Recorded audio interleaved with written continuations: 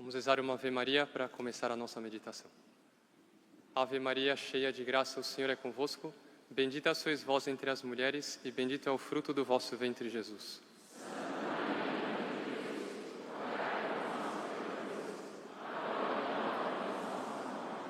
Podem sentar-se, por favor.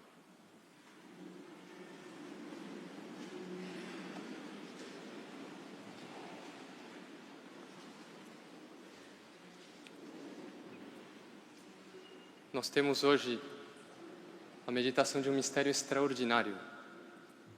E talvez um dos mistérios que mais tem ligação conosco enquanto arautos, conosco enquanto os que estão aqui fazendo parte dessa família de alguma forma, direta ou indireta, porque nós recebemos uma grande herança em relação a esse mistério. Uma vez perguntaram para Dr. Plínio qual era o mistério do rosário que Dona Lucília mais gostava. Aí ele disse: eu nunca perguntei para ela, mas eu tenho certeza que seria a oração e a agonia de Nosso Senhor Jesus Cristo no Horto das Oliveiras. E o dele, ele disse clarissimamente, sem dúvida, o mistério do rosário que sempre mais me chamou a atenção foi o mistério do horto. É de uma beleza, é de uma grandeza. Qual foi a primeira vez na vida que Dr. Plínio meditou sobre a oração no horto? Ele contou. Foi na década de 20, quando ele ainda era aluno do Colégio São Luís, com seus 14, 15 anos, 22, 23 mais ou menos. E ele, já jovem, sozinho no meio de um mundo já que estava desabando, já com a determinação de ser fiel a Deus até o fim, a custasse o que custasse, ele já tinha tomado essa determinação. Ele no colégio, aquele ambiente de colégio, claro que é mais de 100 anos atrás, pouco mais de 100 anos atrás, era bem diferente de hoje, mas não muito. Já era um lugar, os pais sabem disso. Às vezes o pai se esforça para educar o filho e a filha e chega no colégio e perde tudo que deu. E acontecia isso, já na época. E Dr. Plínio entrou ali e percebeu, isso daqui vai ser uma batalha imensa. E ele sempre pensando tudo, eu tenho que ser fiel. Se eu entrar por esse caminho, se eu ceder ao que eles me estão convidando, porque tinha como sempre aqueles companheiros que convidam para o pecado, que convidam para o que não deve. Se eu entrar por esse caminho, vai acontecer isso, aquilo outro. Eu vou trair minha vocação, eu vou trair a Deus, eu vou trair Nossa Senhora. Até que em certo momento veio a tentação. Assim não dá para viver. Se eu nessa idade que eu tenho, ficar prevendo tudo que vem pela frente, assim não dá para viver. Olha como eles vivem despreocupados. Eles vão, brincam, falam as coisas e depois a gente percebe que eles chegam à noite e dormem com uma consciência mais ou menos driblada, mas sem muito sofrimento. Será que eu estou certo pensando tanto assim? Até que ele disse que uma vez, pela primeira vez na vida, ele se deu conta do que era o mistério da agonia de Nosso Senhor no Horto das Oliveiras. Ele percebeu, Nosso Senhor Jesus Cristo fez isso. Ele, quando ele viu tudo que viria pela frente, ele aceitou o sofrimento de prever. Portanto, eu, para ser fiel, eu tenho que imitar Nosso Senhor Jesus Cristo. Isso foi a primeira vez que esse mistério me sustentou na fidelidade. Quando ele tinha 15 anos de idade. Tá bem, até 95, que foi o ano da morte dele, ele fez meditações incontáveis sobre esses mistérios. Os que conviveram com ele por anos são testemunhas disso. Quantos comentários! Até o ano da morte são mais de 70 anos de meditação sobre esse mistério que nós herdamos. Transmitir 70 anos em 20 minutos seria um milagre bastante complicado. Vamos meditando no que for possível transmitir. Nós transmitimos e quando o tempo acabar, foi o que foi possível dar. Mas Santa Margarida Maria Alacoque, ela recebeu uma revelação de Nosso Senhor Jesus Cristo de instituir a hora santa. É um costume que vários já ouviram falar, que é da quinta para sexta, na noite de quinta para sexta, passar em claro, passar em orações, acompanhando Nosso Senhor no horto. E nós vamos fazer isso agora nessa meditação. Nós não vamos só considerar, nós vamos fazer um estudo sobre a meditação. Nós vamos acompanhar Nosso Senhor como Nossa Senhora fez. Ela não estava ali no horto, mas ela estava distante, acompanhando todos os sofrimentos de nosso Senhor Jesus Cristo, de uma maneira inimaginável. E nós vamos hoje juntos aqui, nessa basílica, fazer companhia a nosso Senhor Jesus Cristo, na solidão dele do horto. Tudo começa no cenáculo, quando o nosso Senhor Jesus Cristo vai deixar o cenáculo. O que tinha acabado de acontecer ali? A instituição do sacerdócio, a instituição da Eucaristia. É praticamente um ato só. A maioria dos teólogos diz que os apóstolos foram ordenados no fazer isto em memória de mim. Aí foi a ordenação, porque nosso Senhor deu o poder para eles sobre o corpo de Cristo. Ter a vida em posição das mãos e não passou para a história, isso não sabemos. O que está na Escritura é isso. Instituição da Eucaristia, um sacramento extraordinário e o misterioso lava-pés. Que há uma definição da igreja que o lava-pés não é nem sacramento e nem sacramental. Não tem valor sacramental. O que é isso? Nosso Senhor, nos últimos instantes da vida dele, ele foi dedicar um tempo para esse lava-pés. O que terá sido? São conjecturas que a gente pode fazer. Nosso Senhor Jesus Cristo diz, depois de lavar os pés deles, diz, vós me chamais mestre e senhor, e fazeis bem porque eu sou. Nosso Senhor os aceita como escravos. E depois nosso Senhor se faz escravos deles. Seria como colocá-los num trono e os colar os pés e as mãos deles. E depois nosso Senhor diz, se eu fiz isso, eu, mestre e senhor, vós deveis vos fazer escravos, lavar os pés uns dos outros, ser escravos uns dos outros. Será que nosso Senhor não estava abrindo o caminho para aquilo que depois São Luís Grão de Montfort é chamado de sagrada escravidão? Não teria sido no lava-pés a instituição da sagrada escravidão? Pode ser, é uma hipótese. Termina isso, nosso Senhor Jesus Cristo vai saindo do cenáculo. Conta a Escritura que ele cantou, ao som de cânticos deixou o cenáculo. Quais são esses cânticos? Se sabe, porque era a tradição no final da Páscoa. Era o fim do Halel. É interessante saber que salmos são, porque a gente reza isso no ofício divino, ou até na missa aparece, e a gente não se dá conta da grandeza. Um dos salmos é o menor salmo que existe. Tem 2 versículos. Salmo 116 ou 117, de acordo com a tradução. Começa com aleluia, isso não está no ofício divino. Cantai louvores ao Senhor todas as gentes, povos todos festejai-o, pois comprovado é o seu amor para conosco, para sempre ele é fiel. Esse foi o penúltimo cântico da vida de nosso Senhor Jesus Cristo. Está no ofício divino hoje, aliás. É o último salmo das laudes. Quando nós vamos rezar esse salmo de novo, nossa, foi o salmo de Nosso Senhor a caminho da paixão. Imagine ele rezando, já sabendo que ia passar pela paixão, comprovado é seu amor para conosco. Sim, é um amor que vai me jogar na paixão. Para sempre ele é fiel. Imagine as contradições na natureza humana de nosso Senhor Jesus Cristo de impressões. Já começa a angústia. E o outro salmo é o Salmo 117 ou 118, depende da numeração, que é o famoso, que tem todos os domingos no ofício divino. Dai graças ao Senhor porque Ele é bom, eterna é a sua misericórdia. A casa de Israel agora o diga, a casa de Arão agora o diga. O Senhor está comigo e nada temo, o que pode contra mim o ser humano? O Senhor estava com ele, mas o que ia acontecer daqui a pouco? Como um enxame de abelhas me atacaram, mas em nome do Senhor os derrotei. Iam chegar como enxame de abelhas a gente sabe bem o que significa isso, pela nossa história. Não morrerei, mas ao contrário viverei. Não ia viver, ele ia morrer. O que estava passando no Sagrado Coração de Jesus? É inimaginável. As pedras que os construtores rejeitaram tornou-se a pedra angular. Já começa, alguma esperança, tem sentido tudo que vai passar. Mas daí, nosso Jesus Cristo sai do cenáculo e ele vai passar por um vale, que é chamada Torrente do Cedron. É descrito só por São João Evangelista. É muito interessante esse detalhe, que nosso Jesus Cristo vai lá. O que aconteceu nessa Torrente do Cedron? Está no 2º livro de Samuel. Foi aí que Davi passou, quando ele estava fugindo de Absalão, quando Absalão o traiu.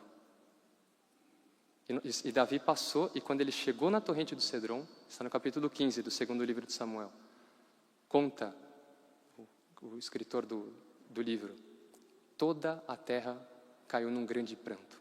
E Davi começou a chorar ali, pela traição do filho. Nosso Senhor Jesus Cristo tinha acabado de ser traído por Judas.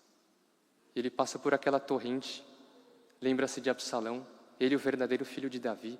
O que está passando aí no Sagrado Coração de Jesus? É inimaginável. Depois, nesse mesmo lugar, Davi mandou erguer uma coluna em homenagem a Absalão, apesar da traição. E nosso Jesus Cristo vê aquela coluna, o túmulo já não estava mais lá, porque tinha sido o túmulo de Absalão, mas a coluna estava na época de Nosso Senhor. Ele vê aquela coluna e ele pensa, provavelmente, ele tinha escolhido Judas para ser uma das colunas da igreja dele. E Judas traiu, abandonou. Ele estava caminhando para a paixão por causa da traição de um apóstolo, de um filho. Nossa, o que deve ter sido? Mas tem mais. Nesse mesmo lugar, esse lugar era chamado do Vale de Enom, ou Vale de Guenon, que dá no nome de Geena. Geena é um dos nomes do inferno. Vem por causa desse vale, sabe por quê? Porque na época da apostasia do povo judeu, foi aí que foi colocada uma estátua de Moloque. E os pais e as mães levavam os filhos pequenos, crianças, bebês. Era acendida uma fornalha enorme no deus Moloque, e os pais jogavam as crianças dentro da fornalha em oferecimento. Uma coisa sinistra. Por que era chamado de inferno ali? Em primeiro lugar, que eles tocavam tambores fortíssimo durante esse ritual sinistro para que não se ouvisse de longe o grito das crianças. E depois, toda a cinza das crianças ficava ali, de modo que as pessoas que passavam por aquele vale vinham a cinza das crianças que tinha sobrado daqueles rituais sinistros. E nosso Senhor Jesus Cristo passou por ali. Ele sabia, ele, o Filho inocentíssimo, mais inocente que qualquer criança, estava indo ser entregue pelos pecadores, inclusive por esses pecados cometidos pelo povo eleito. Ele caminha por ali e vai determinadamente em direção ao que Deus queria dele. Está bem. Sai do vale, avança um pouco mais, chega aos pés do Monte das Oliveiras. Tudo o que acontece no mistério de hoje não se dá no Monte das Oliveiras, mas se dá aos pés do Monte das Oliveiras, no lugar chamado Getsêmani. Isso está na Escritura. Getsêmani, em hebraico, significa o lagar do azeite. Havia muitas oliveiras ali, quantidade de oliveiras. Mas por isso que era chamado também o Horto das Oliveiras. Fica aos pés do Monte das Oliveiras. Até hoje lá, existem 8 árvores. Foram feitos estudos. E dizem que são antiquíssimas. Pela tradição, se diz que são árvores da época de Nosso Senhor Jesus Cristo. Foram testemunhas da oração e agonia de Nosso Senhor Jesus Cristo lá. E são altas, são muito mais altas que uma pessoa. Devem ter mais ou menos 7 metros, 8 metros. E Nosso Senhor Jesus Cristo chega lá, nesse lugar. E em 1988, o Dr. Plínio imaginou a cena do horto, como se apresentava na mente dele. Ele dizia que ele imaginava Nosso Senhor chegando naquele lugar e se ajoelhava diante de uma pedra grande. Interessante que em São Lucas, em São Mateus e São João, que está no folheto, não tem esse detalhe. Mas São Lucas disse que Nosso Senhor se ajoelhou. Ele se ajoelhou e depois se prosternava, segundo São Marcos. Se ajoelha diante de uma pedra grande, que era banhada pela luz da lua e ficava meio branca diante dele. Aos pés de uma árvore enorme que o cobria com os galhos e que dava um ar da grandeza do sofrimento que ele ia passar. Terá sido alguma dessas que existe até hoje? Depois ele imaginava que ele estava com a túnica branca inconsútil que tinha sido costurada por Nossa Senhora e com um manto vermelho que era o símbolo do sangue que ele ia derramar daí a pouco. Só que aí que entra o mais bonito. O Dr. Plínio diz, se alguém ficasse observando, começaria a ver aquela cena, que tudo em Nosso Senhor Jesus Cristo era feito com uma calma sublime. Em nenhum momento ele imagina, nem no momento do suor de sangue, nem no momento das angústias, em nenhum momento ele perdeu a grandeza, a serenidade, a calma e uma certa lentidão cerimoniosa em todos os atos dele. E aí o Dr. Plínio imaginava que a gente olhasse para a fisionomia de Nosso Jesus Cristo e de repente começasse a ver expressões de dor, de tristeza, de angústia, todas as palavras que estão no Evangelho. Por quê? Por que nosso Senhor Jesus Cristo ficou assim? Porque ele começou a ver tudo que ia acontecer com ele na paixão. Passo a passo. Ele viu naquele momento. Depois, nosso Senhor Jesus Cristo começou a ver a história da humanidade, e por isso que sempre se aplicou a Nosso Senhor no horto o trecho de um salmo, que é: que utilidade há no meu sangue? Qual é utilitas in sanguine meo? Eu vou sofrer tanto, para quê? Para que depois a história tenha esse rumo vergonhoso de tantos pecados? Vale a pena? E é certo. Em certo momento, nosso Senhor Jesus Cristo pensou no século 21. Já pensaram? Quando chegou no momento em que a mente dele viu uma rua, um lugar clássico, uma praça, um lugar onde os homens se encontram, um carnaval de 2025? Já pensaram o que passou na alma humana de nosso Senhor Jesus Cristo de dor?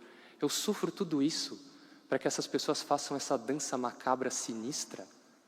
Meu Deus do céu. Mas não é só isso. Nosso Senhor Jesus Cristo pensou, Monsenhor João sempre repetiu essa ideia. Sempre.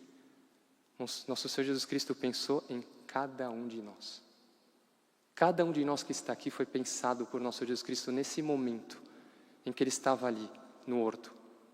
E aí surge a primeira pergunta nossa, na meditação, que o tempo já está acabando.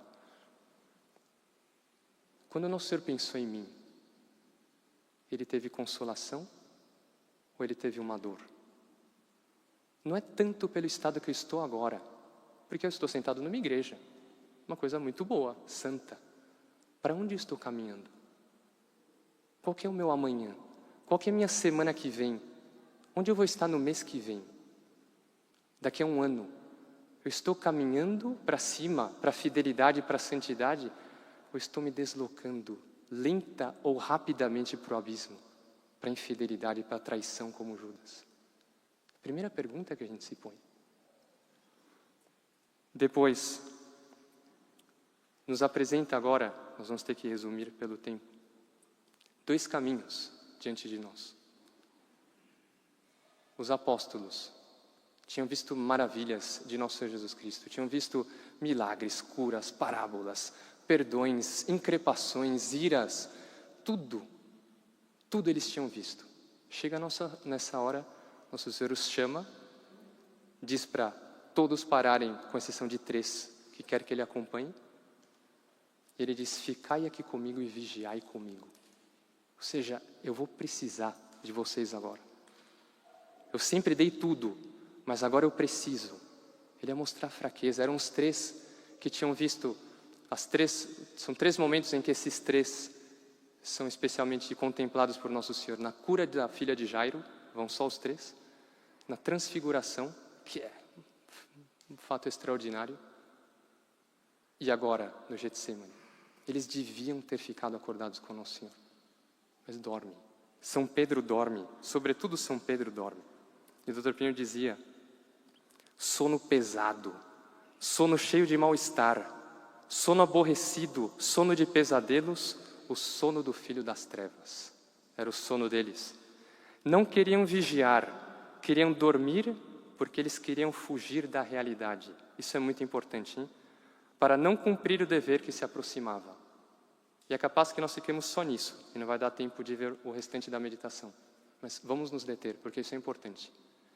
O que acontece no sono? No sono a pessoa está viva. No sono os sentidos estão despertos de alguma forma. Tanto é que se jogar uma luz no olho de uma pessoa dormindo, ela vai ter uma reação. Se fizer um barulho muito grande no ouvido, ela vai acordar. Se cutucar, etc. Os órgãos estão funcionando do mesmo jeito. A memória e a imaginação estão funcionando, por isso que se sonha.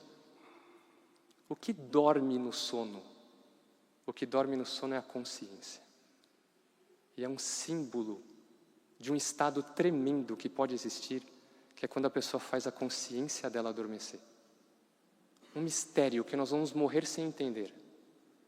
Como pode uma pessoa, sabendo tudo o que nós sabemos pela fé, se aproximar da comunhão em estado de pecado mortal e fazer uma comunhão sacrílega? E o pior é que isso pode acontecer habitualmente. A pessoa habitualmente se ajoelha em estado de pecado mortal e comunga.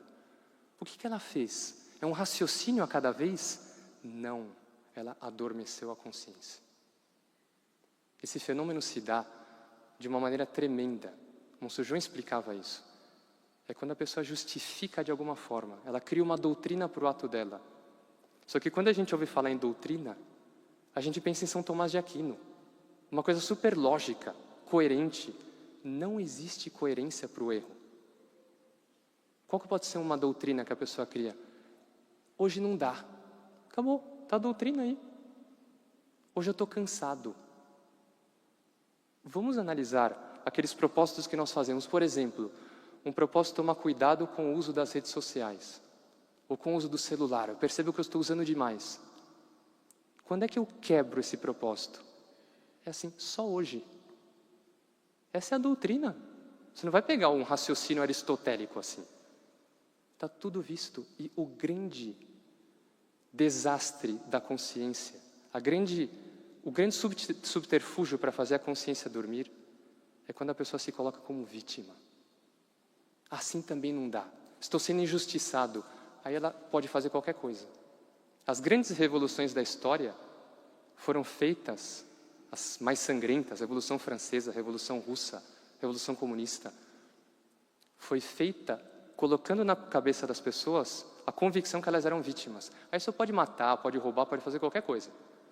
Qual que é a lógica disso? Nenhuma. Mas não há lógica, não há coerência para o pecado. Como uma pessoa acorda? Como uma pessoa desperta? Essa é a pergunta com a qual nós vamos concluir. 3 modos.